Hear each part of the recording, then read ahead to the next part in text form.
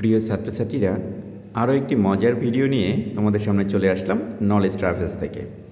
আমরা আজকে দেখব কিভাবে খুব সহজ এবং মজার উপায়ে বর্গমূল নির্ণয় করা যায়। তাহলে চলো দেখি কিভাবে করা যায়। প্রথমেই আমরা একটা সংখ্যা দেখব। এখানে কত আছে? 25। 25কে বর্গমূল করতে হবে। তো প্রথমেই আমরা জানি যে বর্গমূলের এটাকে এখানে আমরা 2 হিসেবে কল্পনা করতে পারি। এইবার দেখো 2 আর 5 যদি আমরা যোগ করি তাহলে কত হবে? 7 হবে নিশ্চয়ই। এইবার বর্গমূলের জন্য যদি আমরা এই 2টা বিয়োগ করে দিই তাহলে কত হয়? 5 হয়। দেখো তো 5 কি 25-এর বর্গমূল না? হ্যাঁ, অনেক মজার একটি সমাধান না?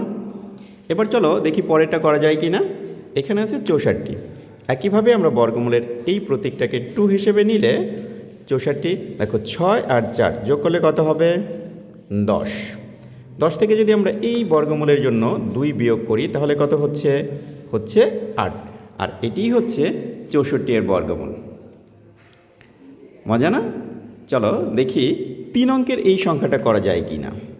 একইভাবে আমরা এখানে বর্গমূলের জন্য 2 লিখব।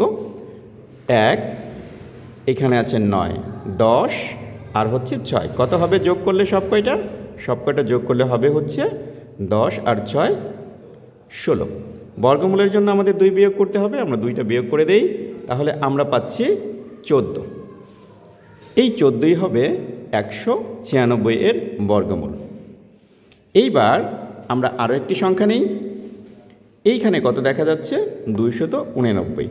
একইভাবে আমরা বর্গমূলের জন্য যদি এখানে আমরা 2 নেই, এবার আমরা 3টা সংখ্যাকে যোগ করব। 2 আর 8 যোগ করলে হবে 10, 10 আর 9 যোগ করলে হবে 19। আমরা এখানে 19 সংখ্যাটি লিখে দিলাম। বর্গমূলের জন্য যদি আমরা 2 বিয়োগ করি তাহলে এখানে আমরা পাবো কত? আমরা এখানে পাবো 17। আর এটিই হচ্ছে 289 এই সংখ্যাটির বর্গমূল। তাহলে প্রিয় ছাত্রছাত্রীরা, অনেক মজা পেয়েছো নিশ্চয়ই। যদি মজা পেয়ে থাকো তাহলে নলেজ ট্রাভেলস এই চ্যানেলটি তোমরা সাবস্ক্রাইব করে দাও। তাহলেই আরও নতুন নতুন এবং মজার ভিডিও নিয়ে তোমাদের সামনে হাজির হব। তাহলে আজ এই পর্যন্তই। সকলে ভালো থেকো।